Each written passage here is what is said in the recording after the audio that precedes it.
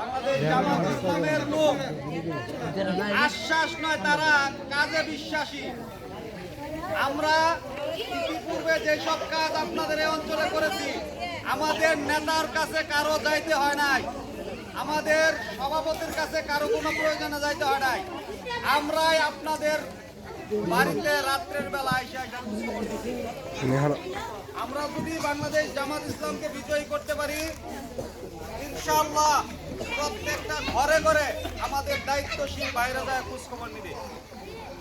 আমরা গতকালকেও আপনাদের এই অঞ্চলে রাত্রিতে বাড়িতে বাড়িতে খোঁজ নিয়েছি, গত পরশুদিন নিয়েছি, তার আগে প্রত্যেকটা দিন আমাদের তরফ থেকে আপনাদের জন্য কার কি সমস্যা, এই সমস্যার আলোকে আমরা আমাদের জন্য আমাদের ক্ষুদ্র প্রচেষ্টার মাধ্যমে যতটুকু করার চেষ্টা করতেছি।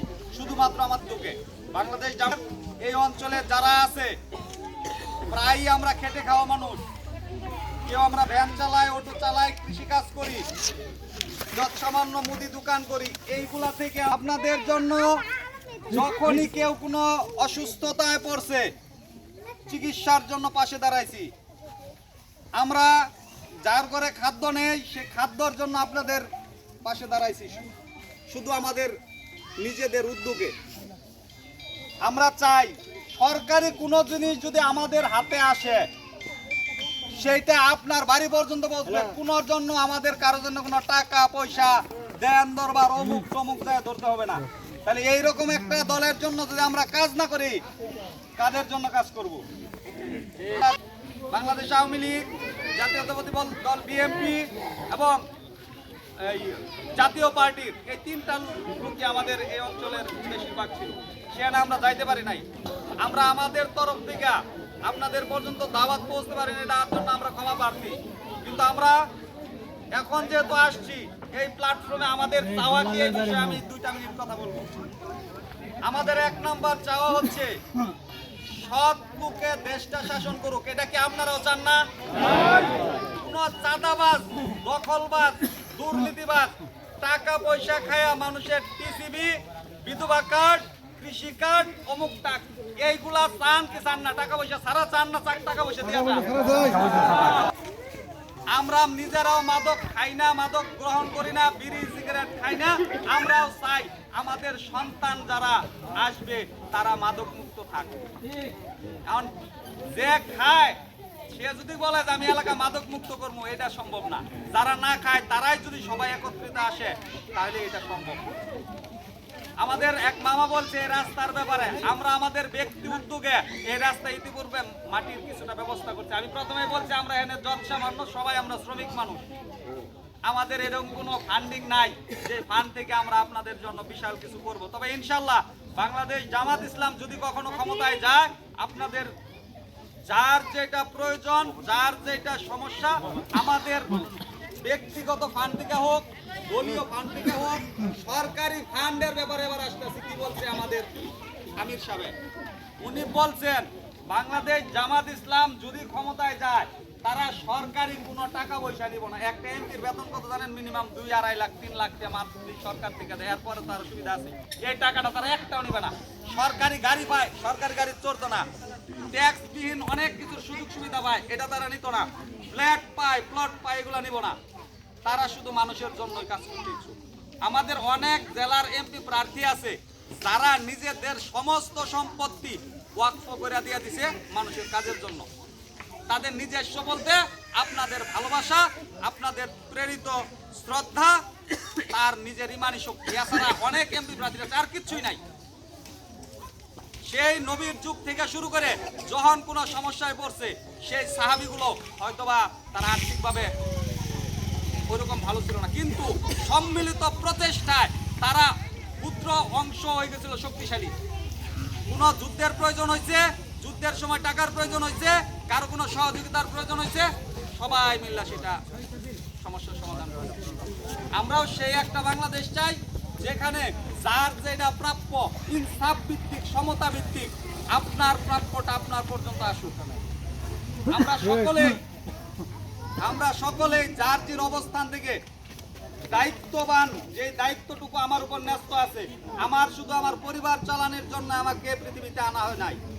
আমার সমাজের কে খায় না খায় রয়েছে, কার সূরা নিসা খেয়াল রাখবেন 85 নম্বর একটা আয়াত আছে।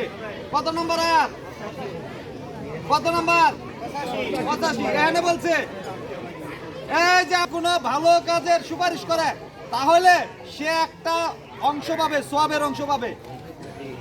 আবার কেউ যদি একটা খারাপ কাজের সুপারিশ করে তবে সেই খারাপ কাজের একটা অংশ সেও পাবে।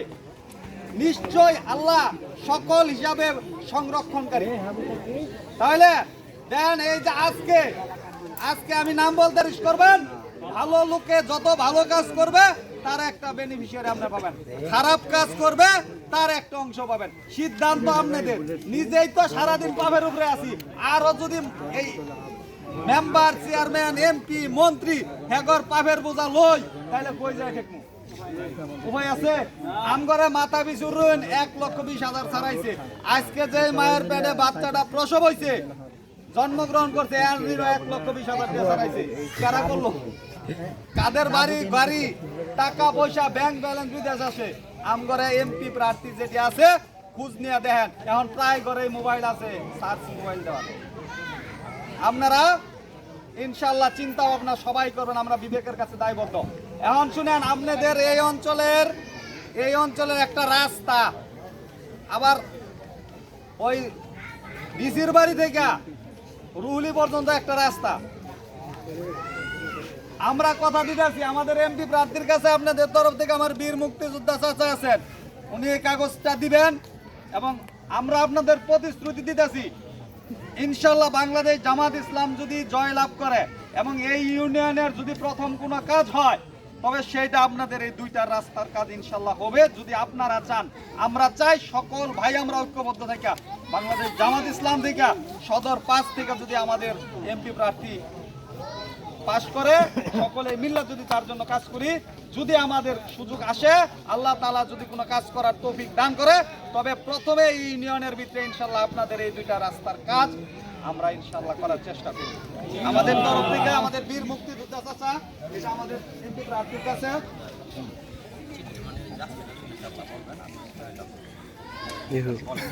ইনশাআল্লাহ আমাদের কাম হলো চেষ্টা করা, চেষ্টা আমরা করব। হবে ইনশাআল্লাহ হবে। সাদাবাজির দিন শেষ, দাঁড়িপাল্লার বাংলাদেশ। ভেঙ্গে পড়ো না, নিরাশ হয় না, সাহায্য আসবেই, এটা আল্লাহর ওয়াদা। জেনে রেখো সাহায্য অতি নিকটে। হ্যাঁ, জেনে রেখো আল্লাহর সাহায্য অতি নিকটে।